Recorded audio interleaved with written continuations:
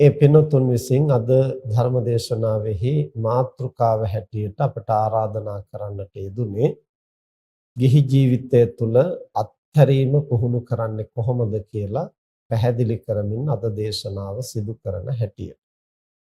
ඒ සඳහා අපි මාතෘකා කරන්නට යෙදුනේ ඉතිඋත්තක පාළියේ ලෝභ සූත්‍රයේහි සඳහන් වෙන දේශනා පාඩයක්.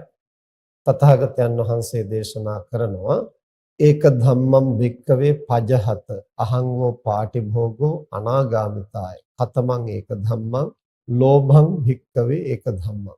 මහණෙනි, එක් ධර්මයක් අතහරින්න පුහුණු වෙන්න. කොමක්ද ඒ විදිහට එක් ධර්මයක් අතහැරියොත් අනාගාමී ඵලය ලැබෙන බවට මම අප වෙනවා, මම පොරොන්දු වෙනවා. කතමං ඒක ධම්මං, කුමක්ද එකම ධර්මය? ලෝභං භික්කවේ ඒක ධම්මං, ලෝභය නැමැති එකම ධර්මය. මේ ලෝභය නැමැති එකම ධර්මය අත්හරින්නට පුළුවන් නම් නුඹලාට අනාගාමී ඵලය ලැබෙන බවට මම අප වෙනවා, පොරොන්දු වෙනවායි කියලා බුදුරජාණන් වහන්සේ දේශනා කරනවා. දැන් මේ කාරණය අපි ධර්ම දේශනාවට මාතෘකා කරගත්තේ ගිහි ජීවිතය තුළ ඉඳිමින් අත්හැරීම පුහුණු කරන්නේ කොහොමද කියන මේ මාතෘකාව පිළිබඳව මේ තථාගත දේශනාව පාදක කොටගෙන අද දවසේ කරුණු පැහැදිලි කරන්නට මූලික වශයෙන්ම අපි තේරුම් ගන්නට ඕන ගිහිව සිටියත් පැවිදිව සිටියත් අත්හැරීම පුහුණු කරන්නට නම් අත්හල යුත්තේ කුමක්ද? ඒ වගේම පැවැත්විය යුත්තේ කුමක්ද? අත්හරිනවා කියන එකෙන් අදහස් කරන්නේ කුමක්ද කියන කාරණා හොඳින් පැහැදිලිව, නිවැරදිව, निराවුල්ව වටහා ගැනීම අවශ්‍යයි. අද සමාජයේ ගිහි පැවිදි බොහෝ දෙනා අතර අත්හැරීම කියලා කියන්නේ ඊටාම ප්‍රකට මාතෘකාවක්. එක්තරා ප්‍රවණතාවයක් හැටියට අද සමාජයේ මේ අත්හැරීම පිළිබඳව නිතර කතා කරනවා. ඒ වගේම ධර්මදේශනාවලදී මතු කරනවා. බොහෝ අවස්ථාවලදී මේ පිළිබඳව උනන්දු වෙන බවක් අපට පෙනෙනවා ගිහි පැවිදි දෙපිරිස අතරම. නමුත් ඒ අය අතරින් කොපමණ පිරිසක් කාරණේ හරියට තේරුම් අරගෙන මේ කාර්ය කරනවද කියන එක පිළිබඳව සමහර වෙලාවට අපට හරියටම තේරුම් ගන්නට පුළුවන් වෙන්නේ ඒ අය සමග ටිකක් ඒ ගැන ගැඹුරින් සාකච්ඡා කළොත් පමණයි. හුඟක් වෙලාවට සමාජයේහි වැඩි දෙනෙක් ඉන්න අදහස තමයි මේ ද්‍රව්‍ය, පුද්ගලයන්, අවස්ථා, සිදුවීම්, ඒ වගේම තනතුරු මෙබඳු දේ තමයි අත්හල යුත්තේ. ඒවෙන් තමයි දුක ඇති වෙන්නේ, ඒවෙන් තමයි ප්‍රශ්න ඇති වෙන්නේ කියන අදහසක් තමයි බොහෝ දෙනා තුල තියෙන්නේ. ඒ නිසා නිතරම ලෝකයේහි ඒ භෞතික දේවල් අතහරින්නට, බාහිර ලෝකය පිළිබඳ දේවල් අතහරින්නට, එහෙම නැත්නම් ඒවයින් ඈත් වෙන්නට සැලකිලිමත් වෙනවා. නමුත් බුදුදහමෙහි තථාගතයන් වහන්සේ විශේෂයෙන් අවධාරණය කරන්නේ ඒ ද්‍රව්‍ය, පුද්ගලයන්, අවස්ථා, සිදුවීම්, තනතුරු ආදිය පිළිබඳව මතු කරනවට වඩා තථාගතයන් වහන්සේ දේශනා කරන්නේ ඒවා පිළිබඳව තියෙන ලෝභය, ඒවා පිළිබඳව තියෙන තෘෂ්ණාව අතහරින්නට. දැන් අපි මාතෘකා කළ සූත්‍ර දේශනාවෙහි බුදුරජාණන් වහන්සේ දේශනා කරන්නේ එක් ධර්මයක් අත්හැරියොත් නුඹලාට අනාගාමී ඵලය ලැබෙන බවට මම පොරොන්දු වෙනවා. එතකොට කුමක්ද එකම ධර්මයේ? ලෝභය. එතකොට ලෝභය කියලා කියන්නේ ද්‍රව්‍ය, පුද්ගලයෝ, ආයතන, අවස්ථා, තනතුරු ආදිය කියන එක නෙමෙයි. ඒවා පිළිබඳව අපේ මනසේ ඇතිවෙන මානසික දුර්වලකම. එතකොට එයයි අතහරින්නට අපි පුරුදු පුහුණු කළ යුත්තේ. නමුත් ලෝකයේ විසින් බොහෝ කොට අපට පෙනෙන්නේ ඒ ලෝභය අතහරින්නට කටයුතු කරනවා වෙනුවට අර ද්‍රව්‍ය, පුද්ගලයෝ, අවස්ථා ආදී අතහරින්නට ක්‍රියාත්මක වෙනවා. එතකොට අපි මූලික වශයෙන් තේරුම් ගන්නට ඕන බුදුරජාණන් වහන්සේ අපට යම්කිසි ගැටලුවක් निराකරණය කරන්නට පැහැදිලි ක්‍රම දෙකක් දේශනා කරනවා, සමත ක්‍රමය සහ විදර්ශනා ක්‍රමය වශයෙන්. සමත ක්‍රමයයි කියලා කියන්නේ ප්‍රශ්නය, ගැටලුව එහෙමම තියනවා. හැබැයි ඒක ඇවිස්සෙන්නට, එහෙම නැත්නම් ඒක මතුවෙන්නට බාහිරින් බලපාන කාරණා අපි වෙනස් කරනවා, බැහැර කරනවා. එහෙම කළාම අපේ මනසේ අර දුර්වලකම අවදි නොවි මනස සංසුන්. උදාහරණයක් හැටියට ගත්තොත් බඳුනක අඩිය රොන් මඩ තියෙනවා, මතු පිටින් පිරිසිදු වතුර තියෙනවා. එතකොට මේ භාජනය සෙලෙව්වොත් තමයි අර රොන් මඩ ටික ඇවිස්සලා වතුර බොර වෙන්නේ. එතකොට අපි හිතනවා මේ වතුර බොර වුනේ සොලවපු නිසායි. ඒ බාහිරින් ආපු කම්පනය නිසා තමයි මේ වතුර ටික බොර වුනේ කියලා හිතනවා නම් ඒතනත්තා වෙනස් කරන්න උත්සාහ කරන්නේ මොකක්ද? අර සෙලවෙන එක නවත්තන්නටයි වෑයම් කරන්නේ. අනිත් අය විසින් සොලවන එක වළක්වන්නටයි උපාය මාර්ගය යොදන්නට වෑයම් කරන්නේ. ඒ විදිහට බාහිර ලෝකයේ නිසයි මේ අර්බුදයේ ගැටලුව මතුවෙන්නේ කියලා අපි හිතනකොට අපි බාහිර ලෝකයේ වෙනස් කරන්න අරමුණ වෙනස් කරන්නට වෑයම් කරනවා. ඒක තමයි සමත ක්‍රමය. එතකොට මේ අරමුණ වෙනස් කරන්නට ක්‍රියාත්මක වීමත් එක් එක් පුද්ගලයා එක් එක් ආකාරයෙන් කරන්නට පුළුවන්. සමහරු ඒක හානිදායක විදිහට ක්‍රියාත්මක කරන්නට පුළුවන්. සමහර කෙනෙක් අහිංසක විදිහට ක්‍රියාත්මක කරන්නට පුළුවන්. උදාහරණයක් හැටියට ගත්තොත් අපි හිතමු යම් ආයතනයක යම් තැනක අපි වැඩ කටයුතු කරනකොට එතන ඉන්න පුද්ගලයෙක් නිසා අපට හිත රිදීම්, හිත බිඳීම්, චිත්ත පීඩා නිතර ඇති වෙනවා නම් එතකොට ඒ පුද්ගලයා නිසා තමයි මට මේ චිත්ත පීඩාව ඇති වෙන්නේ කියලා හිතුවහම ඒ පුද්ගලයා කරන්න උත්සාහ කරන්නේ එක්කෝ අර පුද්ගලයා එතනින් ඉවත් කරන්න. එහෙම නැත්නම් Taman එතනින් ඉවත් වෙන්න. එහෙම නැත්නම් ඒ දෙකම වෙනස් කරන්න බැරි නම් ඒක ගැන හිතන්නේ නැතිව වෙන හිතට සහනයක් දෙන කරුණක් පිළිබඳ අවධානය යොමු කරන්න. ওই විදිහෙන් ක්‍රම තුනකට ලෝකයා සමතය ප්‍රගුණ කරනවා. ඒතර පළවෙනි ක්‍රමය තමයි Tamanට පීඩා ඇති කරන කරුණ එතනින් ඉවත් කරන්න. එතකොට දැන් අපි හිතමු අසුචි ගොඩක් නිසා අපට දුර්ගන්ධය මතුවෙනවා නම් ඒක අපට උදැල්ලක් සවලක් අරගෙන ඒක අයින් කරන්න පුළුවන්. ඒක හානිදායක දෙයක් නෙමෙයි. නමුත් ආයතනයක සේවය කරන පුද්ගලයෙක් අපට කරදරයි අපට චිත්ත පීඩා ඇති කරනවා කියලා අයින් කරන්න ගියාම එතන විවිධ ගැටලු මතුවෙනවා. එතනත් තමන් යටතේ වැඩ කරන කෙනෙක් නම් පැහැදිලිව එතනත්තාගේ වරද නීත්‍යානුකූලව පැහැදිලි කරන්න පුළුවන් නම් සමහර විට ඒ තනත්තා එතනින් ඉවත් කරගන්නට පහසු වෙන්නට පුළුවන්. එහෙම නැති වුණොත් තමන්ට වඩා ඉහළ නිලධාරියෙක් නම් තමන්ට ඒ පුද්ගලයා ඉවත් කරන්නට හැකියාවක් නැහැ. එතකොට මිනිස්සු අනුගමනය කරන්නේ තමන් එතනින් අයින් වෙනවා. එතකොට ඒ තමන් එතනින් අයින් වුණාම අපි ඒකත් අතහැරීමක් හැටියට දකිනවා. අර බාහිර දේ අත්හැරීමත් අපි අතහැරීම හැටියට දකිනවා. ඒ වගේම ඒ බාහිර දේ අයින් කරන්න බැරි නම් තමන් එතනින් ඉවත් වෙනවා. තමන් රස්සාවෙන් අස් වෙනවා. මම ඒ රස්සාව අතහැරලා දැම්මා කියලා අපි හිතනවා, අපි කියනවා. ඇයි ඒකෙන් තමන්ට පීඩා ඇති වෙන නිසා ඒ පීඩාව වළක්වා ගන්නට අපි ඒ පුද්ගලයා අයින් කරන්න බැරි නම් අපි එතනින් අයින් වෙනවා. සමහර අවස්ථා තියෙනවා අපිට ඒ බාහිර දේ අයින් කරන්නත් බෑ, තමන්ට අයින් වෙන්නත් බෑ. උදාහරණයක් හැටියට මව්පියන් සහ දරුවන්, ඊළඟට බිරිඳ සහ සැමියා, මේ බඳු අවස්ථාවලදී සමහර විට අපට ඒ අය අයින් කරන්නත් බෑ, තමන්ට අයින් වෙන්නත් බෑ. ඒ බඳු තැන්වලදී මිනිසුන් උත්සාහ කරනවා වෙනත් ක්‍රමවලට ඒ කාරණේ අමතක කරලා දාන්න. එතකොට සමහරු මත්පැන් බොන්නට උත්සාහ කරනවා, මත්ද්‍රව්‍ය පාවිච්චි කරන්න උත්සාහ කරනවා, මගහැර සිටින්නට උත්සාහ කරනවා. එහෙමත් නැතිනම් ඒ ගැන නොසිතා ඉන්නට වෙනත් තමන් ප්‍රියමනාප අරමුණක් ගැන බහුලව කාලය යොදවන්නට වෑයම් කරනවා.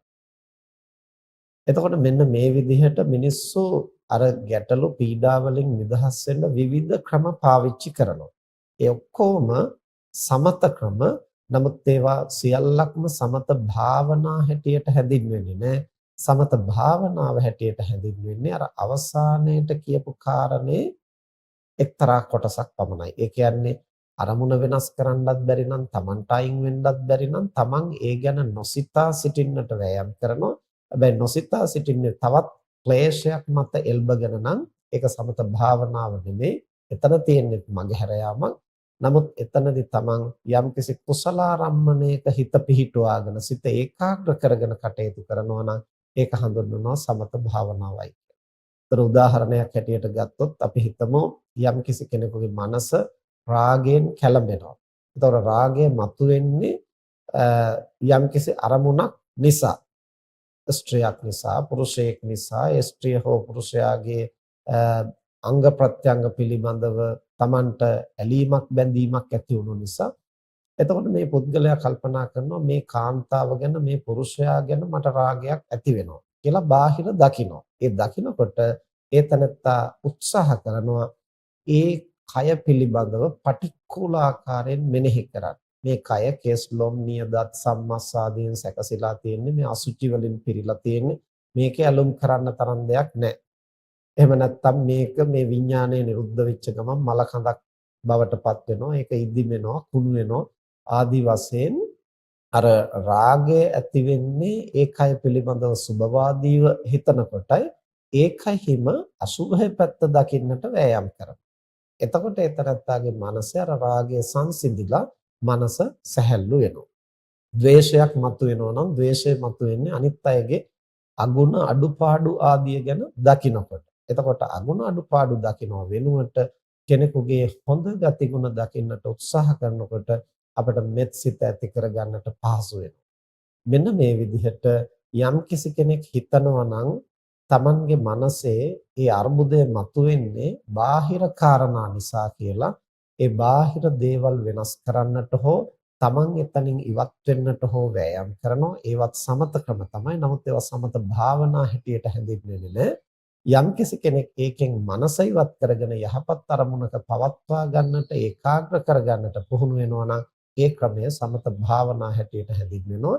මේ කියපු සියලුම කාරණා වලින් කරන්නේ ප්‍රශ්නේ ඇති වෙන්නේ බාහිර අරමුණ නිසායි කියලා දකිමින් එය වෙනස් කරන්නට උත්සාහවත් වීම. එතකොට දැන් අර අපි මුලින්ම ගත්ත උදාහරණය ගත්තොත් බඳුනේ අඩිය රොන් මඩ තියෙනවා, මතු පිටින් වතුර පිරිසිදුව තියෙනවා. යම්කිසි කෙනෙක් විසින් මේ බඳුන කලතපු ගමන් ඒකේ යට තිබිච්ච රොන් මඩ ටික ඇවිස්සීලා වතුර බොර වෙනවා. එතකොට අපි හිතනවා නම් මේ වතුර බොර උනේ අනිත් කෙනා හොලවපු නිසායි කියලා. අපි මේ භාජනය හොලවන්නේ නැතුව ඉන්නටත් අන් අය විසින් හොලවන්නේ නැතුව තියාගන්නටත් අපි පුළුවන් තරම් වෑයම් කරනවා. එතකොට අපිට ලෝකය සමග අරගලයක් තමයි කරන්නට වෙන්නේ. ඇයි මේ භාජනයේ හෙලවෙන්නේ නැතුව තියාගන්නට අපිට ලොකු ප්‍රයත්නයක් දරන්නට සිද්ධ වෙනවා. ඒක හොලවන්නට එන අය දුරු කරන්න වෙනවා. ඒ අයත් එක්කලා බහිම්බස් වෙන්නට සිද්ධ වෙනවා. ඒ අය ඈත් කරන්නට වෙනවා. ඒකට නීති පනවන්නට වෙනවා. ඒකට විවිධ උපාය මාර්ග යොදන්න වෙනවා. මෙතන තිබුණොත් මේක හෙලවෙනවා කියලා හිතනවා නම් වෙන තැනකට අරන් යන්න වෙනවා. මෙහෙම භෞතික වශයෙන් අපිට අර්බුද ගොන්නක් මතුවෙනවා. ප්‍රශ්නේ බාහිරිනුයි එන්නේ කියලා දැක්කහම ඒක වෙනස් කරන්න. ඒකට කියනවා සමත ක්‍රමය. විදර්ශනා ක්‍රමය කියලා කියන්නේ සැබෑවටම මේ වතුර බඳුන හෙලවුනහම බොර වුණා තමයි. නමුත් අපි පානීය ජලයේ බෝතලයක් අරගෙන හෙලවුවොත් ඒකත් හෙලවෙනවා. හැබැයි බොර වෙන්නේ නැහැ. එහෙනම් හෙලවීම නිසාමයි මේක බොර වුනේ කියලා කියන්න බෑ. හෙලවීම බාහිර කාරණයක් පමණයි. සැබවින්ම ජල බඳුන බොර වුනේ ඇතුලේ රොන් මඩ තිබුණු නිසා.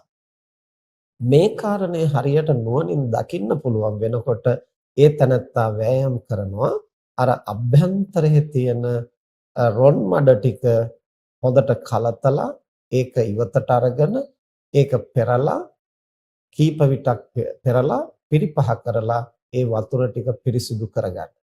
ඊට පස්සේ බඳුන කොතෙක් සෙලවුණත් බොර වෙන්නට විදිහක් නැහැ. මොකද බොර වෙන්නට අදාළ රොන් මඩ ඇතුලේ නැති නිසා. අන්න ඒ වගේ විදර්ශනා ක්‍රමයයි කියලා කියන්නේ පුද්ගලයෝ නිසා, ද්‍රව්‍ය නිසා, අවස්ථා නිසා, තනතුරු නිසා, බාහිර විවිධ කරුණු අන්ගේ වැරදි නිසා, අනිත් අය කරන හොඳ වැඩ නිසා මේ කවර කරුණක් නිසා හරි අපේ මනසේ ඇලීම, ගැටීම මතුවෙනවා නම් ඒවා මතුවෙන්නේ බාහිර ලෝකය නිසාම නෙමෙයි. බාහිර ලෝකයේ ප්‍රත්‍යක් වුණා විතරයි. සැබවින්ම ඇවුස්සුනේ ඇතුළේ තිබුණු දුර්වලකමයි කියලා පැහැදිලිව වැටහෙනකොට ඒ දුර්වලකම ඉවත් කරගන්නට වෑයම් කරනවා. එය අත්හරින්නට වෑයම් කරනවා. ඒක තමයි විදර්ශනා ක්‍රමය කියලා කියන්නේ.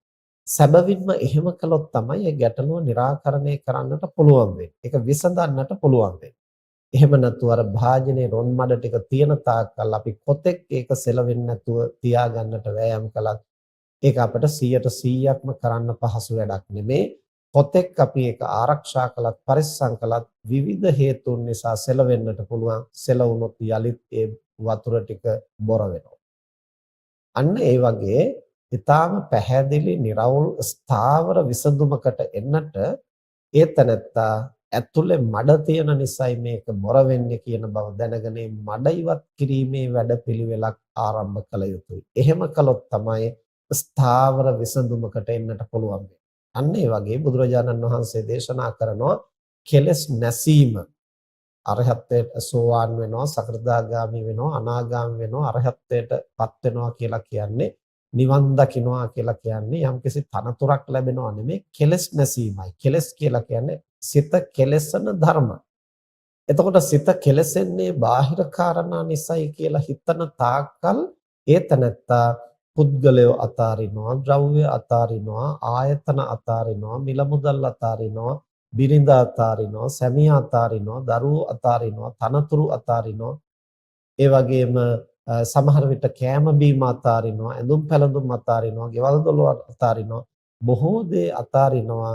ඒව නිසයි ගැටලුව මතුවෙන්නේ කියලා හිතන තාක්කල් නමුත් අභ්‍යන්තරයේ තියෙන දුර්වලකම දකින්නේ නැහැ. සැබවින් මේ දුර්වලකම මතුවෙන්නේ අභ්‍යන්තරයේ තියෙන ඒ දුබලකම නිසයි කියලා දකිනකොට තමයි ඒතනත්තා ටිකෙන් ටික ඇතුළත තියෙන දුර්වලකම වෙනස් කරන්න වෑයම් කරන්නේ. සැබවින්ම ඇතුළත තියෙන දුර්වලකම ඉවත් කරගත්තට පස්සේ බාහිර ලෝකේ කොතෙක් දේවල් ඒ විදිහෙන් තිබුණා වුණත් දැන් අපි අර මුලින් කිව්වේ වතුර බඳුනේ තියෙන රොන් මඩ ටික ඉවත් කළාට පස්සේ ඒක හෙලවුණයි කියලා ප්‍රශ්නයක් නැහැ. කැළතුණයි කියලා ප්‍රශ්නයක් නැහැ. හෙලවෙන්න කැළතෙන්න පුළුවන්. ඒතර බාහිර ලෝකයේ ඕනෑම දෙයක් සිද්ධ වෙන්නට පුළුවන්. ඒ සිද්ධ වුණයි කියලා ඇතුළත ඇවිස්සෙන්නේ නැහැ. කුමක් නිසාද? ඒ දුබලකම දුරු කරලා තියෙන නිසා. දැන් අපිට මේ බඳු අවස්ථා හමු වෙනවා. මහබෝසතාණන් වහන්සේ වෙස්සන්තර ආත්ම භාවයේදී අපි දකිනවා තමන්ගේ බිරිඳ මන්ද්‍රී දේවිය සමග යුග ජීවිතයක් ගත කළා. එතකොට ආදරයෙන් සෙනෙහසින් පැවතුණා. ඊට පස්සේ තවුස්දම් රකින්නට තමන් වහන්සේ තනිව නික්මෙන්නට වෑයම් කරනකොට මන්ද්‍රී දේවිය කියනවා මමත් එනවා තවුස්දම් රකින්න. එතකොට කාන්තාව ඒ මනස ඒකාග්‍ර කරගෙන ධානාභිඥා උපදවා ගන්නට බාධාවක් කියලා නවත්තලා යන්නට උත්සාහ කළේ නැහැ. එයත් එනවා නම් එයත් කැටිව ගියා. එතකොට රජසැප විඳින කාලේ මේ තමන්ගේ බිරිඳ කියන සංඥාවෙන් ඈ දිහා බැලුවා.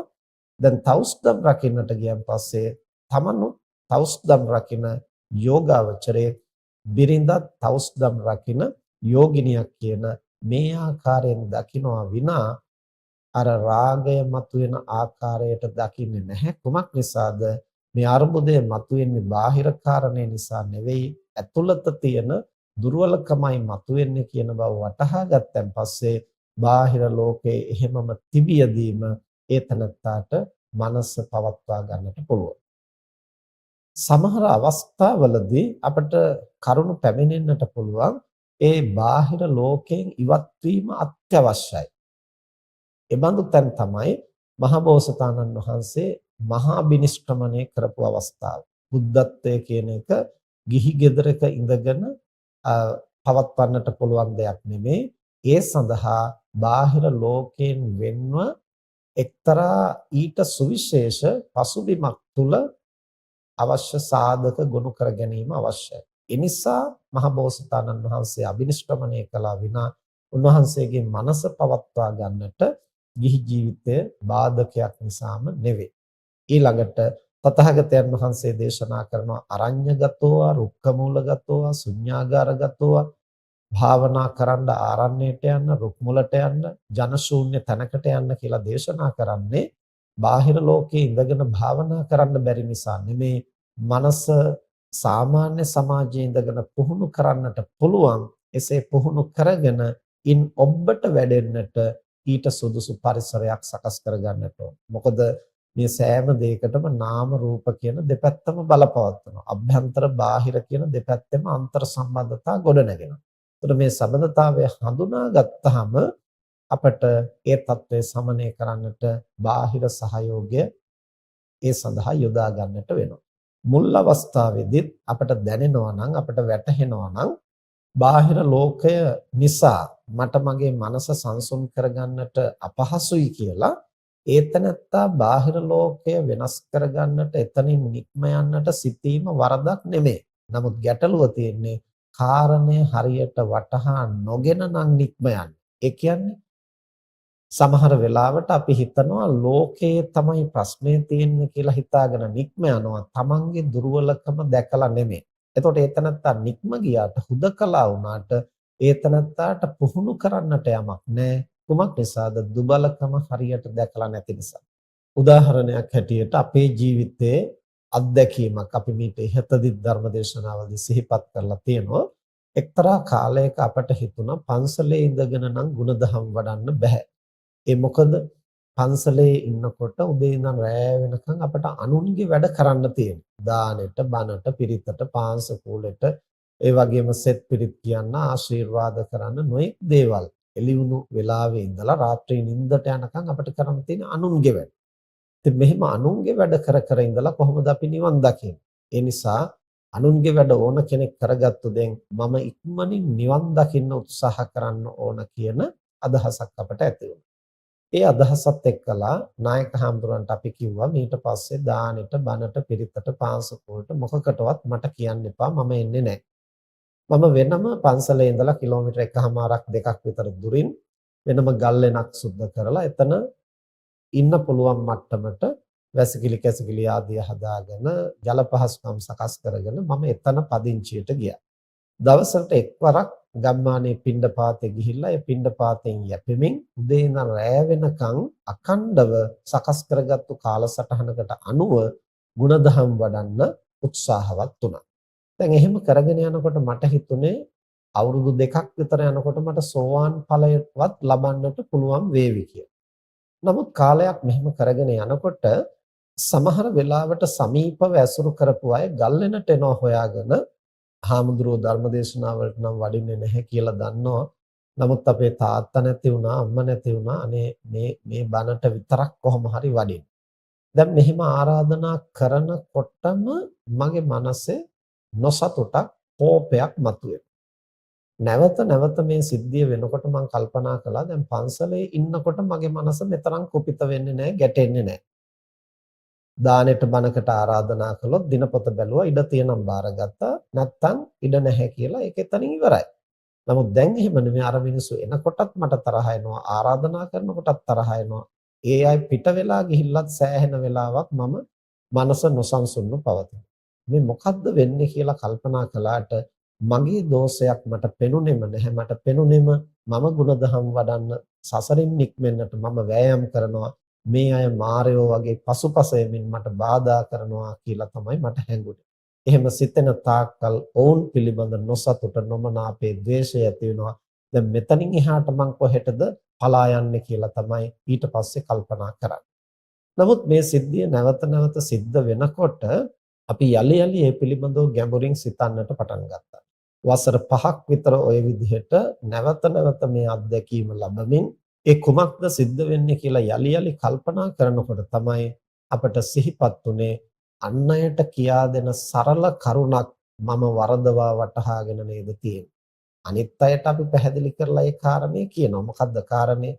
නීවරණ යනු කාමච්ඡන්ද, ව්‍යාපාද, තීන මිද්ද, උද්ධච්ච කුක්කුච්ච විචිකිච්ඡා. නීවරණ කියන්නේ මොනවද? නිවන් මඟ අහුරන ධර්ම.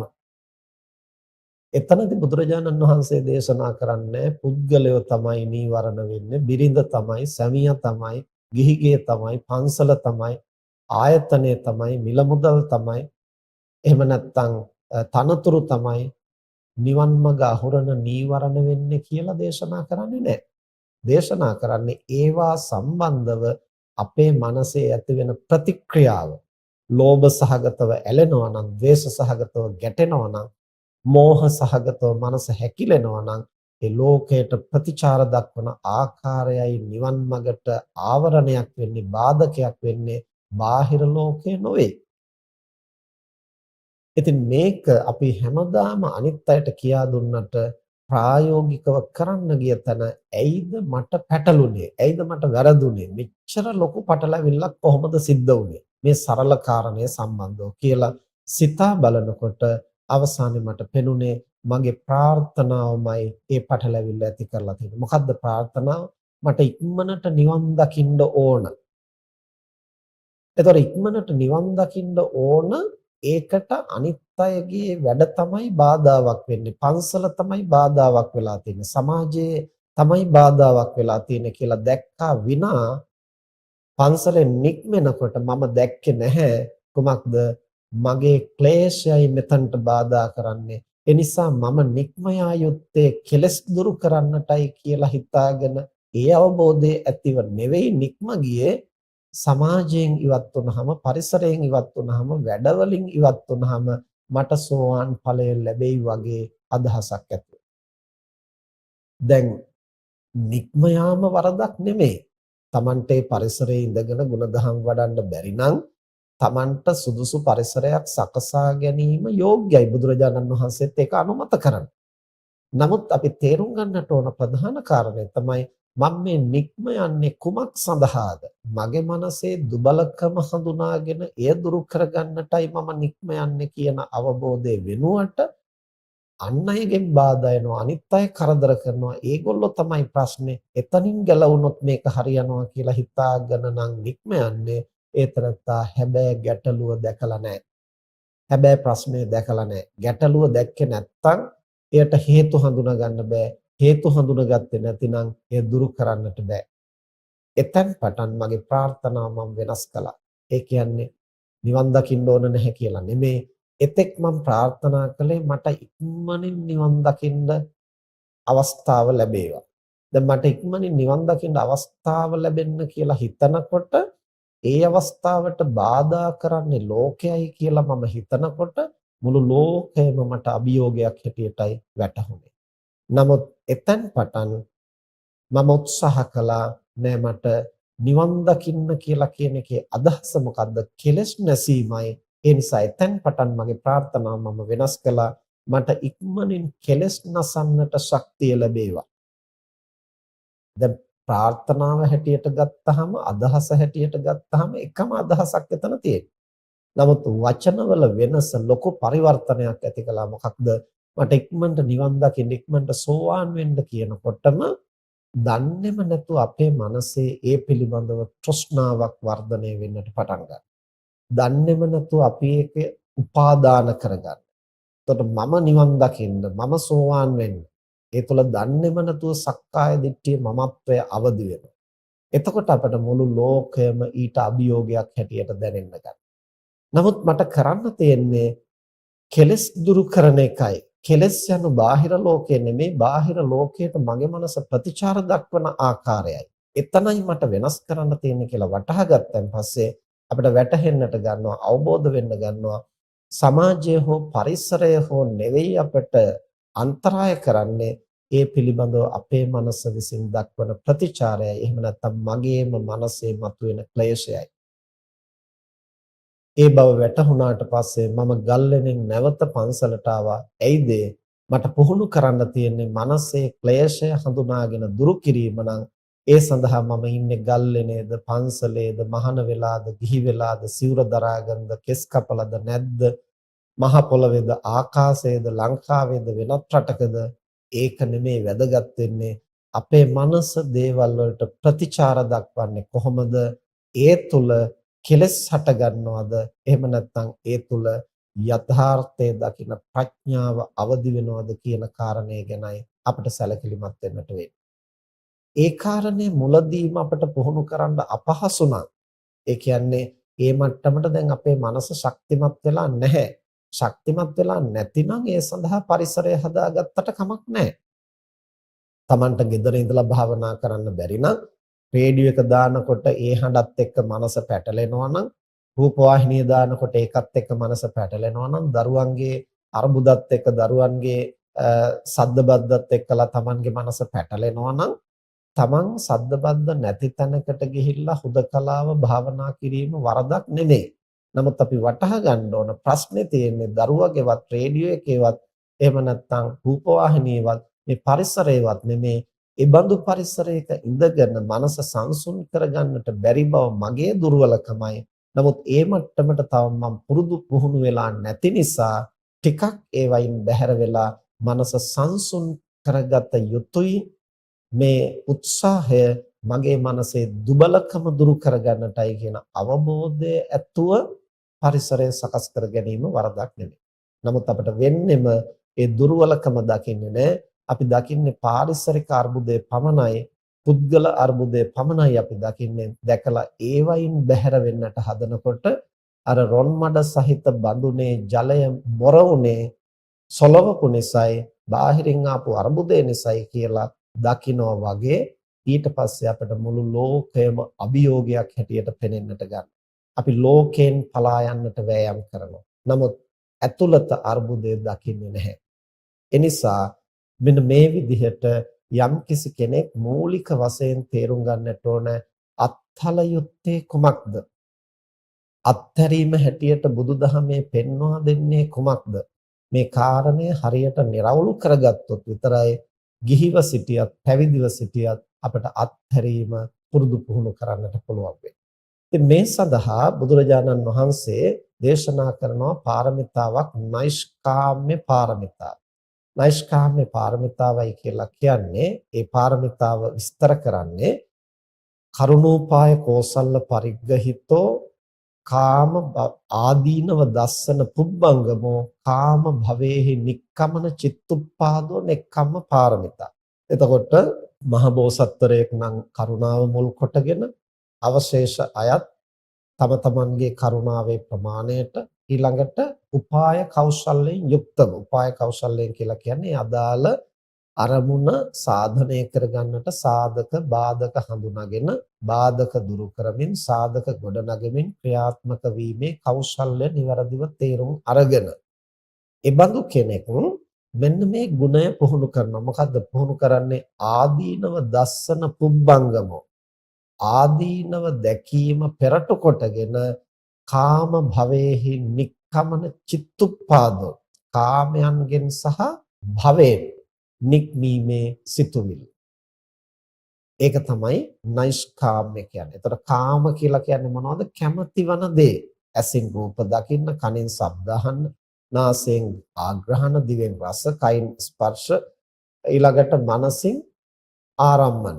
මේවා පිළිබඳව අපි ඇලෙනවා නම් බැඳෙනවා නම් ඒ ඇලෙන බැඳෙන දෙයින් සිත නිදහස් කර ගැනීමේ උත්සාහය. ඊළඟට කාමය සහ භවය. භවය කියලා කියන්නේ ලෝකය පවත්වන්න. භව තණ්හාව. අපි මැරෙන මොහොතේදී මේ නාම රූප ධර්මයන් නිරුද්ධ වුණාට යලිත් අපි උපදිනවා. ඇයි උපදින්නේ? ජීවත් වෙන්න කැමති නිසා, පවතින්න කැමති නිසා. ජීවත් වෙන්න පවතින්න කැමැත්ත තිබියදීමයි අපි මේ යන්නේ. ඒ අවස්ථාවේදී අපේ මනසේ අර කැමැත්ත බලාපොරොත්තු අපේක්ෂාව තියෙන නිසා යලිත් හටගන්නවා. බාහිර ලෝකයේ ප්‍රශ්නයක් නිසා නෙමෙයි අපි යලි උපදින්නේ. ඒ බාහිර ලෝකයේ ආස්වාදනය කරමින් පවතින්නට කැමති නිසා. ඒකටයි කාම කියලා කියන්නේ. එතකොට මෙතන බුදුරජාණන් වහන්සේ දේශනා කරනවා කාම භවේහි, කාම තණ්හා භව තණ්හා කියන මේ දෙකෙන් සිත මුදවා ගන්නට වෑයම් කරනවා නම් කොහොමද වෑයම් කරන්නේ? ආදීනව දස්සන පුබ්බංගම. එහි තියෙන ආදීනවය දකිමින් අපි බාහිර ලෝකයට ඇලුම් කරනකොට ඒ නිසා ඇතිවෙන දාහය, ඒ නිසා ඇතිවෙන පීඩාව, ඒ නිසා ඇතිවෙන අනර්ථය, සිත කෙලසෙන ආකාරය, එහෙම කෙලසාගෙන ඒවට ඇලුම් කළා කියලා ඇති තේරුමක් නැහැ. හේතු ප්‍රත්‍යයෙන් හටගත්තු ධර්ම වහා බිඳී යනවා. මෙතන ඇලුම් කරන කෙනෙකුත් නැහැ. ඇලුම් කරන්නට තරම් වැදගත් දෙයක්වත් නැහැ. ඒ බව දකිනකොට කාමයන්හි නොඇලී සිටින්නට අවබෝධය මතු කරගන්නට පුළුවන්. අන්න විදර්ශනා ප්‍රඥාවෙන් මේ පරමාර්ථ ධර්ම වශයෙන් මේ පරමාර්ථ ධර්ම අනිත්‍ය දුක්ඛ අනාත්ම කියන ත්‍රිලක්ෂණ වලට ඇතුළත් වෙනවා. ඒ වගේම මේවා හේතු ප්‍රත්‍යයෙන් ක්‍රියාත්මක වෙනවා කියන මේ කාරණා, මේ මූල ධර්මයන් නිවැරදිව විදර්ශනා ප්‍රඥාවෙන් වටහා ගන්නකොට මේ සංස්කාර ධර්මයන් පිළිබඳව තියෙන ඇල්ම, ඒවා පවත්වා ගන්නට ඕනේ කියලා ඇති වෙන ඒ භව තණ්හාව අනුක්‍රමයෙන් දුරු කරන්න පුළුවන්. අන්නේ සඳහා යම්කිසි කෙනෙක් සිතුවිලි උපදවනවාද, එය තමයි නෙක්ඛම්ම පාරමිතා, නෛෂ්කාම්ම්‍ය පාරමිතාවයි කියලා හඳුන්වන්නේ. දැන් වර්තමාන සමාජයේ ගොඩක් වෙලාවට අපිට පේනවා නෛෂ්කාම්ම්‍යයි දානයයි පවා පටලවාගෙන තියෙනවා. නෛෂ්කාම්ම්‍ය කියලා කියන්නේ කාමයෙන්, භවයෙන්, එහෙම නැත්නම් කාම තණ්හාවෙන්, භව තණ්හාවෙන් සිත මුදවා ගන්නට පුහුණු කරනවා. එහි ඇති ආදීනවය දැකලා. එතකොට ඒක තමයි සැබවින්ම નિසරු බව දැකලා අපි ලෝකේ අතහැරීම. එතකොට ලෝකේ එහෙමම තියනවා අපි මනසින් ඒ කෙරෙහි ඇලෙන්නේ නැතුව පවතිනවා. ඇයි ඒ ඇලෙන්න තරම් වැදගත් දෙයක් නැති බව අපි නුවණින් වටහා ගන්න නිසා. නමුත් දානය කියලා කියන්නේ අත්ූපකරණ පරිත්‍යාග චේතනා. තමන් සන්තක දේ අන් අයගේ යහපත වෙනුවෙන් පරිත්‍යාග කිරීමේ උත්සාහය. එතකොට එතන මේවාහි ආදීනවේ දැකලා ඒකෙන් තමන්ගේ මනස මුදවා ගන්නට දරන ප්‍රයත්නය නෙවෙයි එතන තියෙන්නේ. ඒ තමන් සන්තක දෙයින් අන් අයට යහපතක් කිරීමේ කරුණා මෛත්‍රිය. එතකොට අන් අයට යහපතක් කරන්නේ ද්‍රව්‍ය පිළිබඳව, ඒ මුදල පිළිබඳව තියෙන ඇලීම බැඳීම දුරු කරන්න ඕන. ඒක දෙවැනි කාරණය. නමුත් ප්‍රධාන කාරණය වෙන්නේ අන් අයට යහපත කිරීමයි. ඒ අන් අයට යහපත කිරීමේ අදහසක් නැතිනම් තමන් සන්තක දේ කහලගොට්ට වීසි කරන්න පුළුවන්. එතකොට අත්හැරීම එතන යම් ප්‍රමාණයකට භෞතික වශයෙන් හරි ක්‍රියාත්මක වෙනවා. නමුත් අපි කහලගොට්ට වීසි කළා කියලා ඒවා තියෙන තැන තියෙන්නදලා නික්ම ගියා කියලා අපි ඒ පිළිබඳව තෘෂ්ණාව දුරු කරගත්තා කියලා දානය සම්පූර්ණ වෙන්නේ නැහැ. දානය සම්පූර්ණ වෙන්නට නම් ඒ දේ අන් අයගේ යහපත වෙනුවෙන් යොදවන්නට ඕන. එනිසා දානයේ පරමාර්ථය තමන් සන්තක දෙයින් අන් අයට යහපතක් කිරීමයි. යහපත කිරීම සඳහා යම් යම් දේ අත්හරින්නට සිද්ධ වෙනවා. නමුත් ඒක දෙවෙනි කාරණා. නෛෂ්කාම්ම්‍ය කියලා කියන්නේ ආදීනව දැනගෙන ඒ පිළිබඳ තියෙන තෘෂ්ණාව අත්හැරීම. මේ දෙක අද සමාජයේ හුඟා පටලවා ගන්නවා. දානය කියන්නේ තමන් සන්තක දෙයින් අන් අය සුවපත් කරන්න කරුණා මෛත්‍රියෙන් දරන ප්‍රයත්නය. නෛෂ්කාම්ම්‍ය කියලා කියන්නේ ක්ලේශයන්ගෙන් සිත කෙලසෙන බව දැනගෙන බාහිර ලෝකයේ පිළිබඳව එසේ ක්ලේශයන්ගෙන් ඇලෙන්න බැඳෙන්න තරම් වැදගත් දෙයක් නැති බව නුවණින් දැනගෙන මනසින් ඒ පිළිබඳව තියෙන ඇල්ම දුරු කිරීමයි. එතකොට මේ සියුම් වෙනස හඳුනාගත්තේ නැතිනම් අද සමාජයේ බොහෝ දෙනා දන් දෙන්නේ අත්හැරීම පුරුදු කරන්නට කියලා. එතකොට අනිත් කෙනා ගැන කරුණා මෛත්‍රියක් හෝ අනිත් කෙනාට යහපත කිරීමේ අදහසක් නෙවෙයි මම ගැලවෙන්නට ඕන කියන අදහසක් පමණයි. මෙන්න මේ විදිහට බොහෝ කොට මේ අත්හැරීම කියන වචනය පටලවා ගන්න අවස්ථා අද සමාජයේ බහුලව අපි දකිනවා. ඒ වගේම අත්හැරීම හැටියට බොහෝ වංචක ධර්මවලට රැවටෙන අවස්ථාත් අපි අද සමාජයේ දකිනවා. ඒ කියන්නේ සමහරු දේවල් නැතිකම නිසා අතහරිනවා. සමහරු බැරිකම නිසා අතහරිනවා. සමහරු නොහැකියාව නිසා අතහරිනවා. සමහරු බිය නිසා අතහරිනවා. ඒ වගේම සමහරු තෙහෙට්ටුව නිසා, වෙහෙස නිසා අතහරිනවා. තව සමහරු අකමැති නිසා අතහරිනවා. මේ එකක්වත් සැබෑ අත්හැරීම නෙවෙයි පිළිබඳ.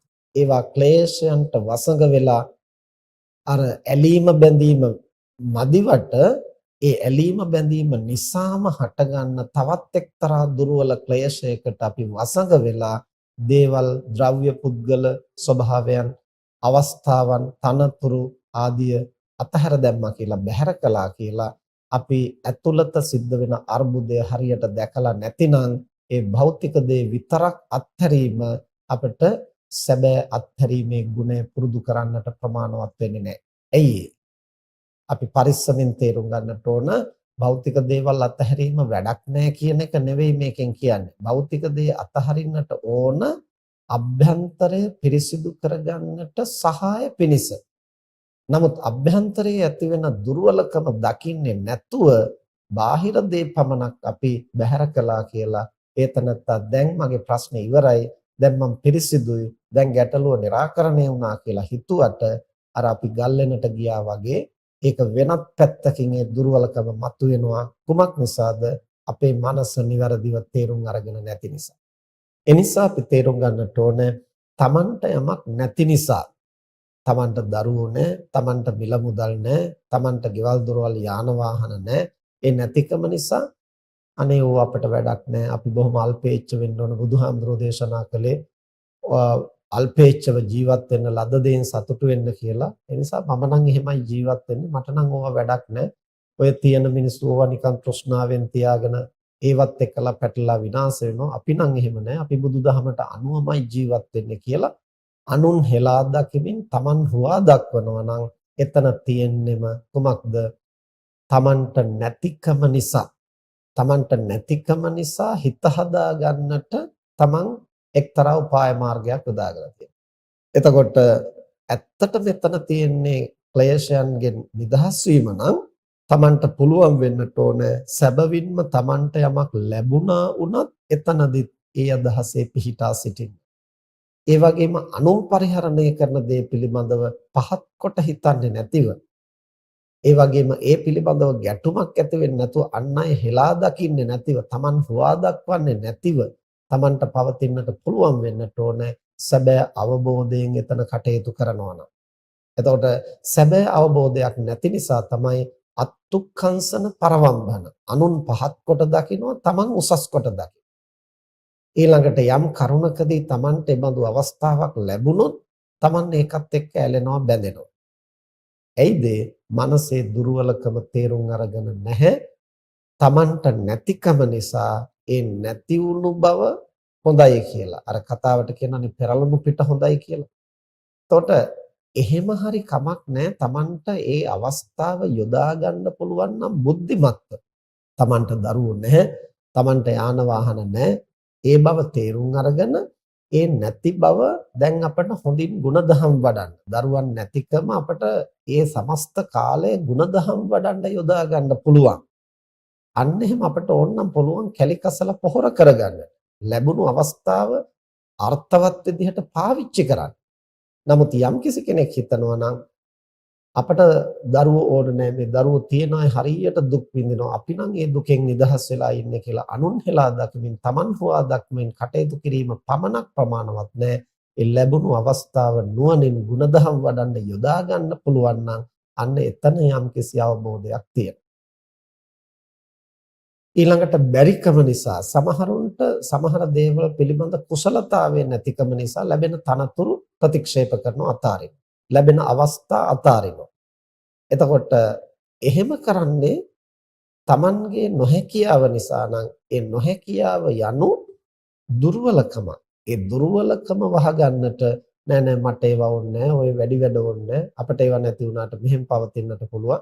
ඒ විදිහෙන් හිතනවා නම් හිත හදා ගන්නට ඒ ක්‍රමය හොඳයි. නමුත් ඒක අත්හැරීමක් නොවේ. ඊළඟට සමහරු අකමැත්ත නිසා අතහරිනවා. බිරිඳට අකමැති නිසා, සැමියාට අකමැති නිසා දික්කසාද වෙනවා. එතකොට දරුවන්ට අකමැති නිසා ඒගොල්ලන්ට යමක් දෙන්න නැතුව සමස්තය ශාසනයට පූජා කරනවා. මේ විදිහට අකමැත්ත නිසා දේවල් අතහැර දැමීම කියන එක අපට සූක්ෂම විදිහට බොහෝ විට නෛෂ්කාම්‍ය වගේ පටලවෙනවා. අද සමාජයේ වැඩි දෙනෙක් දේවල් අතහරිනවා කියලා කිව්වට එතන ක්ලේශය අතහැරීමට වඩා අකමැත්ත, එයින් ඇතිවෙන පීඩාව නිසා දේවල් අත්හැර දැමීමක් තමයි බහුලව පවතින්නේ. ඊළඟට තව සමහර විට බිය නිසා අතහරිනවා. ඒ කියන්නේ විවාහ වුණොත් මට ප්‍රශ්න ඇති වෙයි. මට ඒකට ඔරොත්තු දී ගන්න බැරි වෙයි. මේ රස්සාව බාරගත්තොත් මට ඒක කරගන්න බැරි වෙයි. මේ තනතුර ගත්තොත් මට ප්‍රශ්න එයි. එතකොට මේ විදිහට කල්ැතුවම බය වෙනවා Tamante එතනට ගියොත් Taman විනාශ වෙයි, කෙලසෙයි කියලා. එහෙම නැත්නම් Tamanට දරා ගන්න බැරි වෙයි කියලා. ඒ බය නිසා සමහරව අතහැරලා දානවා. ඒක සැබෑ ගුණයක් නෙමෙයි. එතන තියෙන්නේ ඒ වංචක ධර්මයට රැවටිලා ඒ අත්හැරීමක් හැටියට අර්ථකථනය කර ගැනීමක් තමයි. ඊළඟට තව සමහරු තෙහෙට්ටු වීම නිසා අතහරිනවා. ඒ කියන්නේ සමහර වෙලාවට කොච්චර හොඳ දෙයක් වුණත් එක දිගට පවත්වාගෙන යනකොට වෙහෙසක් ඇති වෙනවා. නීරස බවක් ඇති වෙනවා. එතකොට ඒ අයට ඕන වෙනවා ඒක වෙනස් කරන්න. දැන් අපි හිතමු හුඟා සැප සම්පත් විඳින බොහෝ මිල මුදල් උපයන රැකී ආරක්ෂා ව්‍යාපාර කරන අයට ඕන වෙනවා ඒ වෙහෙසකර ජීවිතෙන් නිදහස් වෙලා ටිකක් ඈතට ගිහිල්ලා, කැලේකට ගිහිල්ලා, ගම්මානයකට ගිහිල්ලා, හේනකට ගිහිල්ලා මංජු කාලයක් තඹගෙන බඩිරිබු කරලා පුලුස්සගෙන කාලා රැයක් ගත කරලා එහෙම එනකොට ඒකෙන් ලොකු සැහැල්ලුවක්. එතකොට එයයි කියන්නේ ඔච්චර වටිනවද ඒ ජීවිතේ මොනතරම් සැහැල්ලුද? හරි සැහැල්ලුවක් ගන්න මේ ඔක්කොම අතහැරලා එතනටයි යන්න ඕන. එතකොට ඔහු එහෙම කල්පනා කරනවා. අර හේනේ ඉන්න මිනිස්සයා කල්පනා කරන අපි කවදාද නගරයට යන්නේ, අපි කවදාද ඒ විදිහේ රස්සාවක් කරලා මුදල් ටිකක් හම්බ කරගන්නේ. එතකොට ඔහු නගරය ගැන හිතනවා, නගරේ ඉන්න කෙනා අර වනාන්තරය ගැන, ගම ගැන හිතනවා. ඇයි ඒක අත්හැරීමක් වගේ පෙනුනට එක දිගටම එක වගේ දෙයක් භුක්ති විඳිනකොට ඇති වෙන වෙහෙස තෙහෙට්ටුව මගහරවා ගන්න අපිට දේවල් මාරු කරන්න ඕන වෙනවා. ඒ මාරු කිරීම කියන්නේ අතහැරීමක් නෙවෙයි. මෙන්න මේ විදිහට පින්නතුනේ අපි හුඟක් වෙලාවට නැතිකම නිසා, බැරිකම නිසා, නොහැකියාව නිසා, භීතිය නිසා, ඊළඟට අකමැත්ත නිසා, තෙහෙට්ටුව නිසා අපි බොහෝ දේවල් අතහරින්නට ක්‍රියාත්මක වෙනවා. ඒවා සාමාන්‍ය සත්වයින්ගේ පවා ගති ලක්ෂණයි. තමන් යමකට අකමැති නම් ඒ සත්තුත් ඒවා අතහැරලා දාලා මගහැරලා එකෙන් ඉවත් වෙන්න උත්සාහ කරනවා. තමන්ට යමකින් බිය ඇති වෙනවා නම් ඒ සතා එතනින් ඉවත් වෙන්න උත්සාහ කරනවා. ඒ වගේම තමන්ට යමක් ඔරොත්තු දෙන්නේ නැත්නම් සත්තු ඒවෙන් ඉවත් වෙන්න උත්සාහ කරනවා. යමකින් තෙහෙට්ටුවටපත් වෙනවා නම් ඒ සත්තු ඒව අතහැරලා දානවා. ඒ නිසා මෙබඳු ගති ලක්ෂණ නිසා අපි යමක් අතහරිනවා නම් ඒක ගුණයක් නෙමෙයි, ඒක හුදු සත්ව ගතියක් පමණයි. ඒ නිසා එබඳු දේවල් වංචක ධර්ම හැටියට ඒවට අපි රැවටුනොත් අපට හිතෙන්න පුළුවන් මේවා උදාර ගුණ හැටියට. එතකොට වංචක ධර්ම කියන්නේ ක්ලේශය, දුර්වලකම අපට ගුණයක් වගේ, කුසලයක් වගේ අපි වරදවා වටහා ගන්න. ඒ බඳු වැරදි වැටහීම් බොහොමයක් තියෙනවා අත්හැරීම පිළිබඳ. දැන් එහෙමනම් අපේ ප්‍රධාන මාතෘකාව තමයි ගිහි ජීවිතයේ ඉඳගෙන අපි නිවැරදිව අත්හැරීම පුරුදු පුහුණු කරන්නේ කොහොමද? මේ සඳහා පළමු පියවර තමයි බුදුරජාණන් වහන්සේ අරිය වංශ පටිපදාවේ දේශනා කරන මූල ධර්මයේ. ඒ මොකක්ද? හැඟීම් වලට වහල් නොවි අවශ්‍යතා හඳුනාගෙන ජීවිතය පවත්වන්නට පුහුණු වීම. අරිය වංශ දේශනාව කියලා කියන්නේ ආර්යයන් වහන්සේලාගේ වංශ ප්‍රතිපදාව. යම් කෙනෙක් ආර්ය භාවයට පැමිණෙන්නට අපේක්ෂා කරනවා නම් ඒ අය විසින් පුහුණු කළ යුතු ක්‍රමය. මොකද්ද පුහුණු කළ යුත්තේ?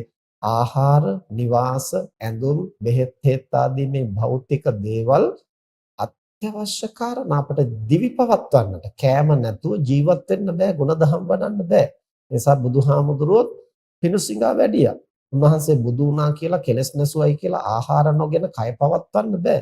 රහත් වුණා කියලා රහතන් වහන්සේට ආහාර නොගෙන කය පවත්වන්න බෑ. ඒ නිසා ආහාරය අත්‍යවශ්‍ය කාරණයක්. අවුෙන් වැස්සෙන් සර්පාදීන්ගෙන් පීඩා නොවිඳ රැකවරණයෙන් යුක්තව ඉන්නට වාසස්ථාන පහසුකමක් අවශ්‍යයි.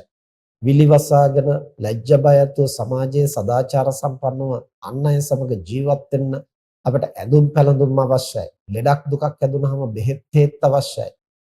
ඒතර රහත් වුණාද බුදු වුණාද කියන කාරණේ සිත පිළිබඳ කාරණයක්. නමුත් ලෝකේ ජීවත් වෙනකොට කය නඩත්තු කරගන්නට මේ දේවල් අවශ්‍යයි. ඒ අවශ්‍යතාවය හඳුනාගෙන ගිහියා විසිනුත් මේවා පවත්වන්නට ඕන.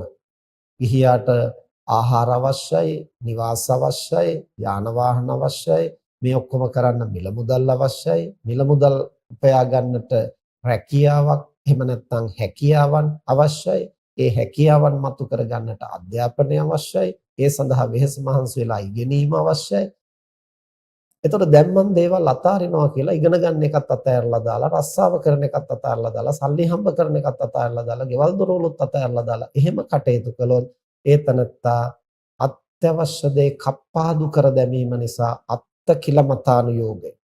බුදුරජාණන් වහන්සේ වැඩ ඉන්න කාලේ එක් පිරිසක් හිටියා කාම සුකල්ලිකානුව, කාමයන්හි ඇලිලා බැඳිලා, ඒවැම ගිලිලා ඒවැම්ම තෘප්තියක් ලබන්නට වෑයම් කරනවා. තව පිරිසක් හිටියා මේවයින් කෙලස් වැඩෙනවා කියලා දැනගෙන ඒ සියල්ලම අතහැරලා දාලා. එතන මොකද්ද? ක්ලේශය දුරු කරන්නට අවශ්‍ය තැන කයේ අවශ්‍යතා කප්පාදු කරලා දාලා. එතකොට කෙලස් දුරු කරන්න කියලා කයට පීඩා කරනවා. එතන තියෙන්නේ ආත්ම ක්ලමතය තමන්ව තෙහෙට්ටු කරගන්න තමන්ට වද දෙන ක්‍රමයක්. ඒක කෙලස් දුරු කරන ක්‍රමය නෙමෙයි කියලා බුදුරජාණන් වහන්සේ දේශනා කළා. ඒ නිසා මජ්ක්‍ධිමා පටිපදා මධ්‍යම ප්‍රතිපදාව හැටියට ආර්ය වංශ පටිපදාව බුදුරජාණන් වහන්සේ දේශනා කරනවා. ගිහියෙක් වුණත් පැවිද්දෙක් වුණත් නිවන් දකින්න බලාපොරොත්තු වෙනවා නම් පුහුණු වෙන්නට ඕනේ. අවශ්‍ය දේ පරිහරණය කරන්න අවශ්‍යතාවය දැනගෙන හැඟීම් වලට වහල් නොවි. අපි ආහාර පාන සකස් කරලා අනුභව කරන්නේ දිවි පවත්වා. නමුත් ඒකේ රසය දිවට දැනුණු ගමන් අපි කෑම කන්නේ මොකටද කියලා අමතක වෙනවා නම් එතකොට මොකද වෙන්නේ? ඒ තනත්තා අනුභව කරනවා දිව පිනවන හිත පිනවන දේවල්. අන්තිමට ඒකෙන් ලෙඩ වෙනවා, අකාලේ මැරෙනවා. දැන් ආහාර ගන්නේ රෝගී නොවි දිගු කලක් ජීවත් වෙන්නට ಗುಣධම් වඩන්න. අන්තිමට ලෙඩ වෙලා අකාලේ මැරිලා ಗುಣධම් වලින් පිරිහිලා ආහාරය නිසා. ඇයි අවශ්‍යතාවය පරයා හැඟීමට වහල් වෙලා. ආර්ය වංශ ප්‍රතිපදාව එහෙම නැත්නම් නෛෂ්ක්‍රාම්‍ය අත්හැරීම කියලා හඳුන්වන්නට පුළුවන් වෙන්නේ ඒ පුහුණුව. එහෙම නැත්නම් ඒ සඳහා පුහුණු වෙන්නට නම් අපි මුලින්ම තේරුම් ගන්නට ඕන හැඟීමයි අවශ්‍යතාවයයි වෙන් කරගන්න. ගයක් දොරක් හදා ගන්නට ඕන සුව පහසුවෙන් ජීවත් වෙන්න. තුමකටද ಗುಣධම් වඩන්න. මනස විනාශ කරගෙන ක්ලේශයන්ට වසඟ වෙලා ජීවිත කාලෙම හම්බ කරන දේවල් වලින් ගේ හදලා මැරිලා ගිහිල්ලා ඒකේ මල පෙරේතෙක් මලයකෙක් වෙන්නට නෙමෙයි. ගෙවල් දොරවල් අවශ්‍ය වෙන්නේ සුවසේ පවත්වමින් ಗುಣධම් වඩන්න. ඊළඟට ඇඳුම් අවශ්‍ය වෙන්නේ ජීවිතේටම ඇඳුම් ඇඳෙන්නේ නැතුව ආසේ අලුත් අවුරුද්දට ආදී ඇඳුම් අරගෙන අපිට මේ ඇඳුම් තියෙනවා කියලා ලෝකෙට ප්‍රදර්ශනය කරලා අන් අයගේ කෙලෙස් සවුස්සන්නට නෙමෙයි. විලි වසා ගන්නට ඕන තැන් වසා ගන්න නැතුව ඒවා විවෘත කරගෙන ලෝකයා කොළඹවන්නට නෙවෙයි. ලැජ්ජා බය ඇතුව සමාජයේ ජීවත් වෙන්නට ඇඳුමක් අවශ්‍යයි. සුදුසු තැන සුදුසු විදිහට තනතුරට අවස්ථාවට ගැලපෙන විදිහට ගිහියෙකුට ඇඳුමක් අවශ්‍යයි. ඒක වරදක් නෙමෙයි. හැබැයි ක්ලේශයන්ගෙන් වසඟ නොවි, හැඟීම් වලට වහල් නොවි. මේ විදිහට යාන වාහන මිල මුදල් තනතුරු මේ හැම දෙයක්ම ගිහියෙක් හැටියට පවත්වා ගන්නට වෙනවා. කුමකටද? Tamanට ප්‍රධාන වගකීම් දෙකක් තියෙනවා. ජීවිතය පවත්වා ගැනීම සහ Taman නිසා යැපෙන අමුදරුවන් පෝෂණය කිරීම. ඒ සඳහා උත්සාහයෙන් ක්‍රියා කරන්නට ඕන. හම්බ කරන දේ හතරකට බෙදලා දෙකෙන් පංගුවක්ම යලි ආයෝජනය කරන්නට කියලා බුදුහාමුදුරෝ දේශනා කළා. නැවත නැවත ධනෙ උපයන්නට ඕන. හැබැයි මේ උපයන්නේ කුමක් සඳහාද කියන බව සිහියෙන් දැනගෙන අවශ්‍යතාවය හඳුනා ගන්න. පැවිද්දෙක් හැටියටත් එහෙමයි. චීවර පිණ්ඩපාත සේනාසන ගිලන්පස කියන මේ කරුණු අත්‍යවශ්‍යයි. හැබැයි මේවා පවත්වන්නේ මොකටද? ඒ නිසා පැවිද්දාට බුදුරජාණන් වහන්සේ ප්‍රත්‍යවේක්ෂණයක් දේශනා කළා. ආහාර ගන්නකොට, සිවුරු පෙරවනකොට, සෙනසුන් පරිහරණය කරනකොට, බෙහෙත් වළඳනකොට මෙය මං පරිහරණය කරන්නේ මෙන්න මේ අවශ්‍යතාවය සඳහායි. සසර දුකින් මිදෙන්නට ಗುಣධම් වඩන්නටයි කියන අවබෝධය ඇතිව. ඒ වගේ මේවා සත්ත්ව පුද්ගල නොවන ධාතු මාත්‍රයක් පමණයි කියන බව තේරුම් අරගෙන. ඉතින් ගිහියාත් සිල්ගත්තු දවසට හරි එහෙම ප්‍රත්‍යවේක්ෂා කරන්න ඕන. අනෙක් දවසටත් ඒ විදිහේ දැක්මක් ඇතුව භෞතික දේවල් පරිහරණය කරන්නට සිත සකස් කරගන්න.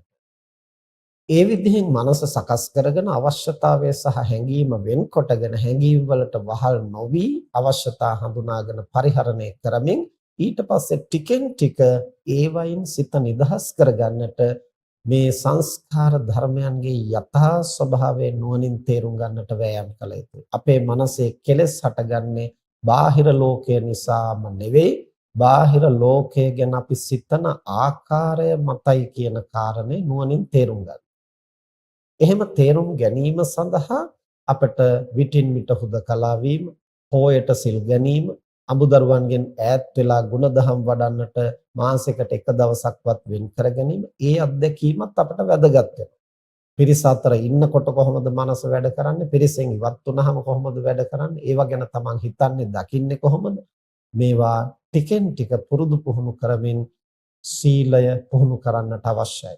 ඊට පස්සේ විදර්ශනා භාවනාව සමත වශයෙන් දේවල් යටපත් කරනවා වගේම විදර්ශනා ප්‍රඥාවෙන් අපි නුවණින් තේරුම් ගන්නෙ කොහොමද? අන්න ඒ විදිහට තේරුම් ගනිමින් ටිකෙන් ටික දේවල් වලින් අපි නිදහස් වෙන්නේ කොහොමද? අපි විශේෂයෙන්ම තේරුම් ගන්නට ඕන දුරු කළ යුත්තේ ලෝභයයි තෘෂ්ණාවයි. නමුත් ඒ ලෝභය සහ තෘෂ්ණාව පවතින්නේ අවිද්‍යාව මත. දානයක් දෙනකොට ඒ දෙන දේ පිළිබඳ තෘෂ්ණාව දුරු කරන්න පුළුවන්. නමුත් අපිට පංචස්කන්ධය ගැන තෘෂ්ණාව දුරු වෙන්නේ නැහැ. ඒතර පංචස්කන්ධය ගැන තෘෂ්ණාව දුරු කරන්න නම් අපි තේරුම් ගන්නට ඕන මේ පංචස්කන්ධය ගැන අපි ඇලෙන්නේ බැඳෙන්නේ අවිද්‍යාව නිසා. අවිද්‍යාව කියන්නේ සංස්කාර ධර්මයන්ගේ යථා ස්වභාවය නොයැටීම නිසා. මොකද්ද යථා ස්වභාවය? හේතු ප්‍රත්‍යයෙන් හටගන්නෝ, හටගෙන වහා බිඳී යනෝ, ඉපදීම් බිඳීම් දෙකෙන් පෙළෙනෝ, සත්වයේ පුද්ගලයෙක් මම ඔහු කියලා හඳුන්වන්නට කිසිදු පදාර්ථයක් මෙහි ඇත්තේ නැහැ. හේතු ප්‍රත්‍යයෙන් හටගෙන වහා බිඳී යන නාම රූප ධර්ම සමූහයක් පමණයි. එහෙනම් මොකටද මේවා නඩත්තු කරන්නේ? ඒක පවත්වාගෙන ಗುಣධම් වඩලා මේ යථාර්ථය අවබෝධ කරගෙන සසරින් නික්මෙන්නට, කෙලෙස් නසන්න. ඒතර කෙලෙස් නැසීම සඳහා මේවා පරිහරණය කළ යුතුයි. ඒ කෙලෙස් නැසීම සඳහා පරිහරණය කිරීමත් නවත්තලා දැම්මොත් අන්තිමට කෙලෙස් නැසීමක් නැහැ, ජීවිතයක් නැහැ. ඒ නිසා අත්හැරීම යනු අවිචාරවත්ව කළ හැකි දෙයක් නෙමෙයි, සිහිනුවණින් ප්‍රඥාවෙන් වටහා ගත යුතු දෙයක්. මොකද්ද වටහා ගත යුත්තේ? අපි දුරු කළ යුත්තේ ක්ලේශයයි භෞතික ලෝකය නොවේ කියන අවබෝධය. ඒ අවබෝධය ඇතිව ඒ ක්ලේශය මතුවෙන්නේ කොහොමද? දැන් ක්ලේශයයි දුරු කළ යුත්තේ කියලා වටහා ගත්තට පස්සේ ඊළඟට අපි උත්සාහ කරන්න ඕනේ ක්ලේශය ඇති වෙන්නේ කුමක් නිසාද? ක්ලේශය ඇති වෙන්නේ අවිද්‍යාව නිසා. අවිද්‍යාව කියන්නේ යථාර්ථය නොයැටීම. මේ සංස්කාර ධර්මයන්ගේ નિසරු බව නොයැටීම. එහෙමනම් નિසරු බව වටහා ගන්නට විදර්ශනා ප්‍රඥාව ටිකෙන් ටික දියුණු කරන්න ඕනේ. මොකද්ද විදර්ශනා ප්‍රඥාව කියන්නේ? යථා ස්වභාවය දකින්නට සිත පුහුණු කිරීම. මොකද්ද යථා ස්වභාවය කියන්නේ? ලෝකේ දේවල් ක්‍රියාත්මක වෙන රටාව. මෙහි පවතින්නේ සත්වයක් පුද්ගලයෙක් කියලා ගත්තට මෙතන තියෙන පරමාර්ථ ධර්ම ටිකක්, නාම රූප ධර්ම සමූහයක්. එතන සත්වයක්වත් පුද්ගලයෙක්වත් ආත්මයක්වත් නැහැ. ඒ ධර්ම හේතු ප්‍රත්‍යයෙන් හටගෙන වහා බිඳී යනවා. ඉපදීම් බිඳීම් දෙකෙන් පෙළෙනවා. මෙන්න මෙබඳු ස්වභාවයකයි මෙතන ක්‍රියාත්මක වෙන්නේ කියන බව ටික ටික සිහිනුවන පුරුදු කරලා වටහා ගන්නට උත්සාහ කරනකොට අවිද්‍යාව ටික ටික අඩු වෙනවා. ලෝකේ යථාර්ථය දකින්නට ප්‍රඥාව ටිකෙන් ටික අවදි වෙනවා. ප්‍රඥාව අවදි වෙන තරමට මේවාහි ඇලෙන්න, බැඳෙන්න, ග්‍රහණය කරගන්න, උපාදාන කරගන්න තරම් වැදගත් දෙයක් මෙහි නැහැ කියලා දැනෙන තරමට අපේ සිත කාමයන්ගෙන් නිදහස් වෙන්නට පසුබිම සැකසෙනවා. අන්න ඒ විදිහට අපි මුලින්ම හඳුනා ගන්නට ඕන බුදුදහමේ කියන මේ නෛෂ්කාම්ම්‍ය හේවත් අත්හැරීම යනු භෞතික ලෝකයෙන් පලා යාමක් නොවේ, ලෝකය සමග කරන අරගලයක් නොවේ. මේ අරගලය එහෙම නැත්නම් අපිට කරන්න තියෙන ප්‍රධාන දේ ක්ලේශයන් දුරු කිරීමයි. ක්ලේශය හටගන්නේ ලෝකය පිළිබඳව තමන් ප්‍රතිචාර දක්වන ආකාරය මතයි. ඇයිද වැරදි විදිහට ප්‍රතිචාර දක්වන්නේ? අවිද්‍යාව නිසායි. එහෙමනම් අවිද්‍යාව දුරු වෙන තරමටයි ලෝකයේ පිළිබඳව නිවැරදිව ප්‍රතිචාර දක්වන්න, සිහිනුවණින් ප්‍රතිචාර දක්වන්න පුළුවන් වෙන්නේ. ඒ අවබෝධයේ මතුවෙන තරමටයි ඇලීම, බැඳීම, උපාදානය ටිකෙන් ටික අඩු වෙන්නේ. ඒ නිසා අවිද්‍යාව යම් දවසක ਸਰව සම්පූර්ණයෙන් ප්‍රහාණය කරන්නට පුළුවන් නම් එදාට තමයි තෘෂ්ණාව සම්පූර්ණයෙන් ප්‍රහාණය වෙන්නේ. එහෙම ප්‍රහාණය කළාට පස්සේ ලෝකය තියෙන ආකාරයෙන් තියනවා.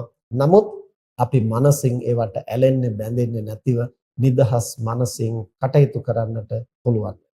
එතකොට අන්න එතනට අපේ මනස පුහුණු කරන්නට මේ කරුණු ගැන निराවුල් වැටහීමක්. ඒ කියන්නේ ද්‍රව්‍ය අතහැරීම, ක්ලේශයන් අතහැරීම කියලා දෙකක් තියෙනවා. ද්‍රව්‍ය අතහැරීම ක්ලේශයන් අතහරින්න උදව් වෙනවා නම් එහෙම කළාට කමක් නැහැ. හැබැයි තමන් වටහා ගන්නට ඕනේ ප්‍රධාන තැන, අපි අවධානය යොමු කළ යුතු ප්‍රධාන තැන මොකක්ද? ක්ලේශයයි. ක්ලේශය හරියට වටහා ගන්නේ නැතිව ලෝකය සමග අරගල කළයි කියලා, ලෝකයෙන් පලා ගියයි කියලා ඒ හැබැයි අත්හැරීමක් නොවේ. එහෙමනම් ක්ලේශය අවබෝධ කරගත යුතුයි.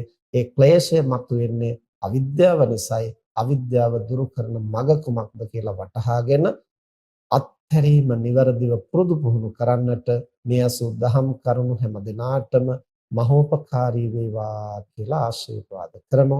මෙතෙක් වේලා ධර්ම ශ්‍රවණය කිරීමෙන් සිදු කරගත් සියලු කුසල් දෙවියන් සහිත ලෝකයාටත් මිය පරලෝකීය ඥාතීන්ටත් ඔබ අප හැම දිනාටම බුදු පසේ බුදු මහරහතන් වහන්සේ නිවී සැනසී පැමිණ වදාළ උතුම් නිවනින් සැනසීම පිණිසම හේතු වේවා කියලා ප්‍රාර්ථනා කරා. ආකාසට්ඨා ච බුම්මට්ඨා දේවානාගා මහිද්దికා පුඤ්ඤන්තං අනුමෝදිත්වා චිරං රක්ඛන්තු ශාසනං ආකාසට්ඨා ච බුම්මට්ඨා දේවානාගා මහිද්దికා පුඤ්ඤන්තං අනුමෝදිත්වා චිරං රක්ඛන්තු දේශනං ආකාසට්ඨා ච බුම්මට්ඨා දේවානාගා මහිද්దికා පුඤ්ඤන්තං අනුමෝදිත්වා චිරං රක්ඛන්තු ත්වං සදා